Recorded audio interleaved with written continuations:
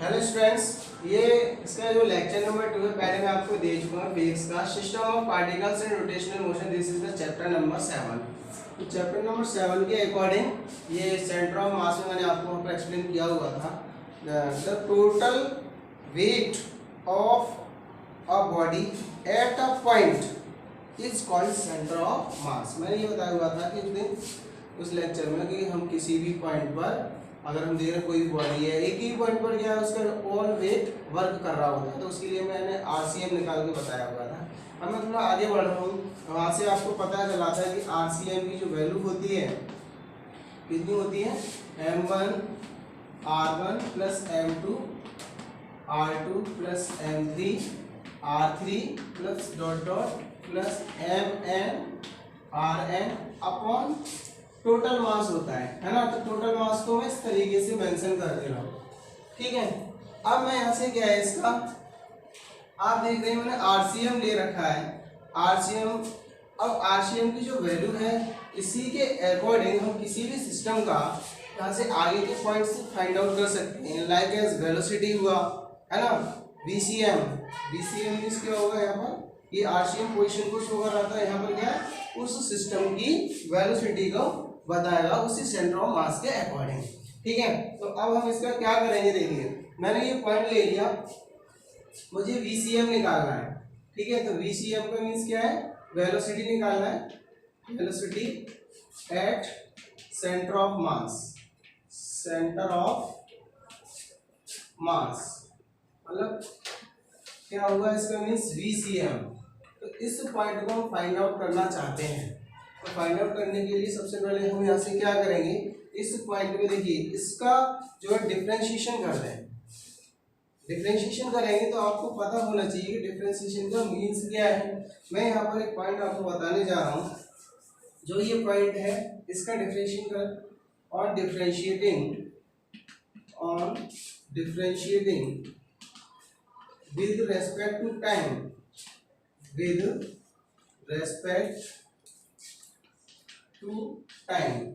तो डिफरेंशिएशन का मींस कि कोई भी ऑपरेटर होता है वो इस तरीके से है डी टी। मैंने टी के रेस्पेक्ट में यहाँ पर कोई फंक्शन दे रखा है, यहाँ जरूरी नहीं है यहाँ टी के रेस्पेक्ट में करेंगे तो यहाँ टी आएगा, एक्स के रेस्पेक्ट में करेंगे तो एक्स आएगा, है ना। इसी टाइप से क्या है, मैं इस वाले का शो कर रहा हूँ, तो इसका डिफरेंशिएशन करेंगे on differentiating it with respect to time. Time for मैंने यहाँ पर टाइम के लिए लिया है, तो ये टी हो जाएगा, तो क्या होगा डी आरसीएम अपॉन dt, है ना। क्या हो जाएगा, dt हो जाएगा। इसी तरीके से ये 1/m, m क्या है टोटल मास। कोई भी सिस्टम हो, कोई भी ऑब्जेक्ट होता है तो उसकी आपने यहाँ देखा है कि जो इसका टोटल मास है वो क्या शो कर रहा होता है, वो फिक्स ही रहेगा। आप बॉडी को चाहे यहाँ रख दो चाहे वहाँ रख दो, किसी भी जगह पर आप उठा के रख दें, उसका मास अगर 5 kg है तो 5 kg ही रहेगा, दैट मींस नो चेंज। तो आप यहाँ पर इसमें तो चेंज कर ही नहीं सकते, तो m1 है ना। तो मैं यहाँ पर पहले इसको ddT यूज कर दे रहा हूँ बोथ साइड, तो और differentiating with respect to time, तो ये ddT 1/m m1 और ये r1 हो गया m2 r2 plus m3 r3 plus dot dot plus mn rn। अब देखिए पोजीशन जो वेक्टर है, अगर हम वेक्टर फॉर्म में यूज करेंगे तो हम क्या है वेक्टर यूज कर देंगे सभी पर। मैंने यहाँ पर क्या है ओनली सिंपली लिया है, तो सिंपल फॉर्म में क्या डिस्टेंस के लिए शो करेगा तो डी आरसीएम अपॉन dt, ठीक है। तो ये डी आरसीएम अपॉन dt है। इसी तरीके से मैं इसको नॉर्मली ये dt equals to D RCM upon dt equals to D dt को इसको मैं अंदर जो है ऑपरेट कर रहा हूँ, ये जो ऑपरेटर है ddT, तो इसको ऑपरेट कर देंगे तो ये देखो 1/m m1 r1, तो ये अंदर जाएगा, आपको क्या हो जाएगा m1 d upon dt r1 plus m2 d upon dt r2 plus m3 d upon dt r3 plus dot dot plus mn d upon dt rn। ये इस तरीके से शो करने लगेगा, है ना। अब अगर देखेंगे ये जो 1/m आप dr अपॉन dt, ये dr है नीचे dt है, तो ये क्या है डिस्टेंस अपॉन टाइम को शो कर रहा है, तो डिस्टेंस अपॉन टाइम क्या है ना, वेलोसिटी शो करेगा यानी डिस्प्लेसमेंट अपॉन टाइम। अगर हम इसको वेक्टर फॉर्म में सभी को राइट कर दें तो ये पोजीशन को शो करने लगेगा r1 r2 r3, है ना। तो इसी तरीके से आप इसमें वेक्टर यूज किया है तो ये डिस्प्लेसमेंट को शो करने लगेगा। किसको शो करेगा? डिस्प्लेसमेंट। और डिस्प्लेसमेंट से हमें वेलोसिटी ऑब्टेन हो जाएगा, डिस्प्लेसमेंट अपॉन टाइम को शो कर रहा है। तो आप यहाँ पर देखिए इस फॉर्मूले को, तो d अपॉन dt, यहाँ पर r राइट किया गया तो r डिस्टेंस था, वेक्टर यूज कर दिया, क्या बन गया? वेलोसिटी। तो velocity upon time, sorry dr upon dt displacement बन गया, डिस्प्लेसमेंट अपॉन टाइम क्या होता है? वेलोसिटी होता है। तो आप यहाँ पर क्या यूज करेंगे? वेलोसिटी। अगर यहाँ cm यूज हो रहा है तो यहाँ पर भी आप cm यूज कर देंगे।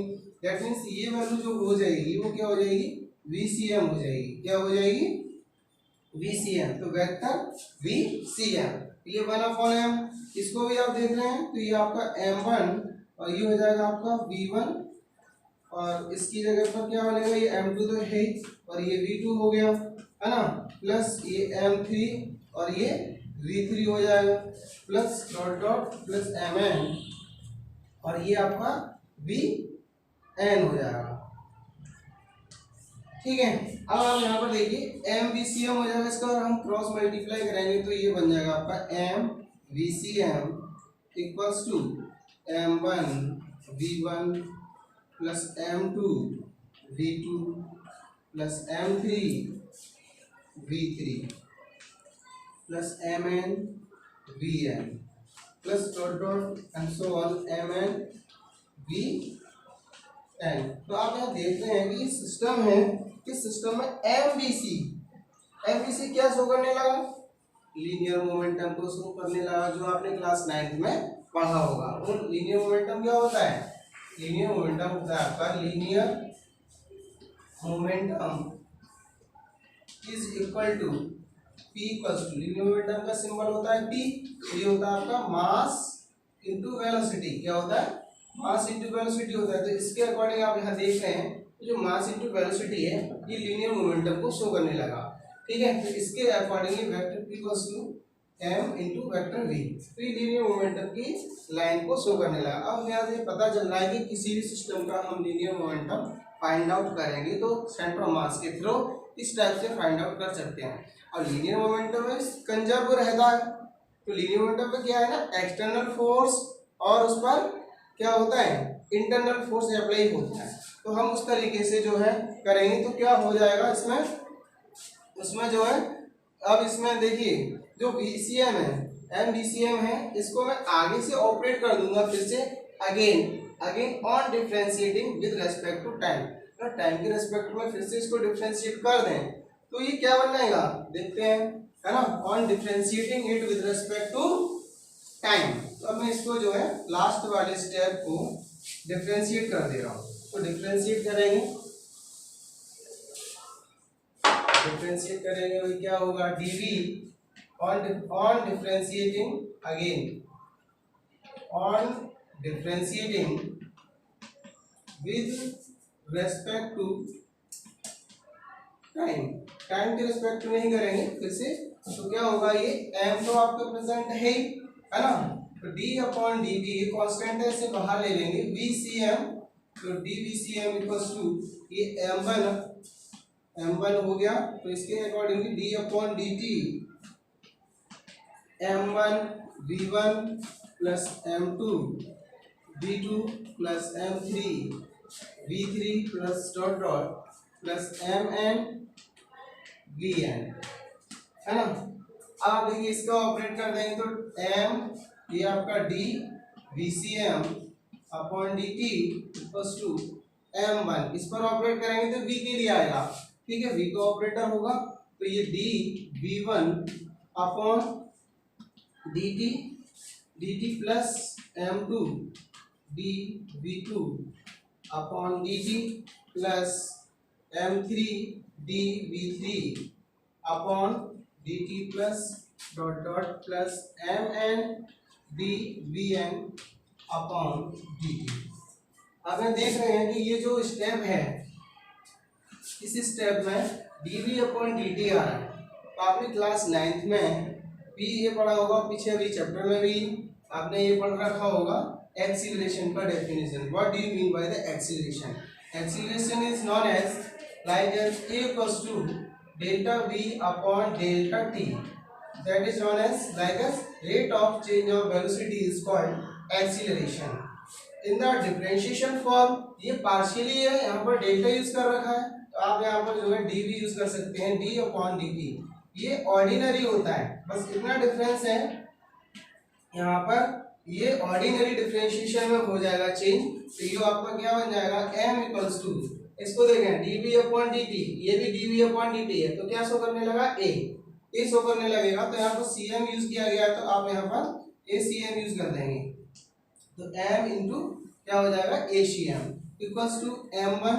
और ये भी आप देख रहे हैं यहाँ पर क्या है dv1 अपॉन dt, तो यहाँ पर क्या हो जाएगा a1 हो जाएगा. एक्चुअली क्या यहाँ पर 1 है, this is the first particle, तो according to this is a1 only and this is m2, this may be as v2 sorry a2 plus m3 and this will change in a3 plus dot dot plus mn and this an. आपने यहाँ से देखा कि ये जो point है m a के form में आ गया. अब हम आगे बढ़ते हैं कि ये जो m इंटू a है, आपने न्यूटन्स लॉ ऑफ मोशन में पढ़ा हुआ है. What is the Newton's second law? Newton's second law is defined as the product of the mass and acceleration is called force. तो देखिए mass and acceleration is called force. That means इसका means क्या होगा, ये भी point है show करने लगा. F इक्वल्स टू क्या होता है मास इंटू एक्सीलरेशन होता है. क्या होता है मास इंटू एक्सीलरेशन होता है. तो ये टोटल फोर्स शो करने लगेगा और ये क्या होगा F1 होगा और ये क्या हो जाएगा F2 हो जाएगा है ना, और ये F3 हो जाएगा इसमें. तो ये टोटल फोर्स शो करने लगेगा प्लस mn, इसकी प्लेस पर जो होगा वो Fn होगा. अब आप यहाँ देख रहे हैं कि ये जो टोटल फोर्स शो कर रहा है इस सिस्टम पर कितने पार्टिकल्स थे, हर एक पार्टिकल पर अपना अलग अलग फोर्स जो है प्रोड्यूस था और कितना हो रहा है, तो सबका यहाँ क्या हुआ सम हो गया. और सम होने के बाद इसका फाइनल आपका जो है फोर्स निकल के आ गया F equals to F1 plus F2 plus F3 plus dot dot plus Fn. That's all.